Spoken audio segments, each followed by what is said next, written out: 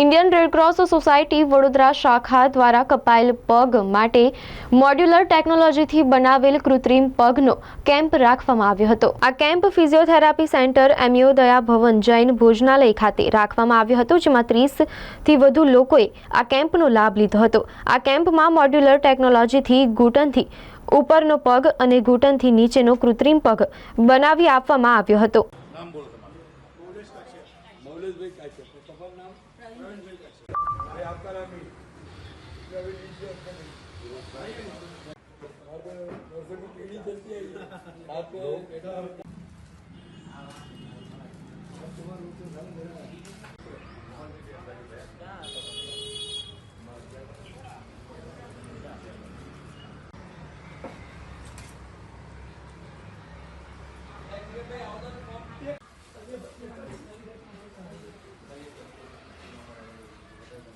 આજે Indian Red Cross society Vadodara દ્વારા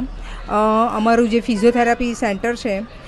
ત્યાં આર્ટિફિશિયલ લિમ્બનો કેમ્પ રાખવામાં આવ્યો છે, જેમાં જે લોકોના ઘૂંટણથી નીચે જેના પગ નથી અને ઘૂંટણથી ઉપર જેના પગ કપાઈ ગયેલા છે, એટલે ઓપરેશન કરાવ્યું હોય, એક્સિડન્ટ કેસ હોય કે ગેંગ્રીન થઈ ગયું હોય, તો એ લોકો માટે આજે અમારા ત્યાં કેમ્પમાં માપ લેવાશે। માપ પ્રમાણે એ લોકોનો પગ બનશે, કૃત્રિમ પગ બનાવવામાં આવશે અને કૃત્રિમ પગ બનાવ્યા પછી એ લોકોનું અમારા સેન્ટર ઉપર એ લોકોને ફિટિંગમાં બરાબર છે કે નહીં એ કર્યા પછી એ લોકો ચાલી શકે એમની રીતે અને આગળની લાઈફ એ લોકો આપણે નોર્મલ માણસોની જેમ જીવી શકે એવા પ્રયાસ રૂપે આજે કેમ્પ રાખ્યો છે, જેમાં મોડ્યુલર ટેકનોલોજીથી પગ બનશે, જે ફ્રીમાં છે, એટલે ટોટલ ફ્રીમાં એટલે ચાર્જ વગર આપણે એ લોકોને પગ આપવાના છીએ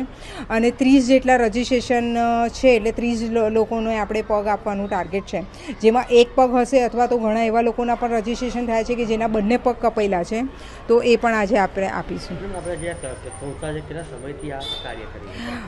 એક વાત જણાવતા આનંદ થાય છે કે 2025માં વડોદરા રેડક્રોસને 100 વર્ષ પૂરા થાય છે અને આ જે આપણે પ્રોગ્રામ કરી રહ્યા છે એ અમારી સ્ટેટ બ્રાન્ચ છે, ગુજરાત રાજ્ય શાખા, એના સહયોગથી આપણે કરી રહ્યા છે। એટલે અમારી જે ગુજરાત રાજ્ય શાખા છે ત્યાં આનું એક સેન્ટર છે કૃત્રિમ પગ, અને ત્યાં આગળ હાથનું પણ થતું હોય છે, પણ આજે કેમ્પ છે એટલે અમે ખાલી પગનું જ કરવાના છે। Darshana Patel, programme officer, Red Cross.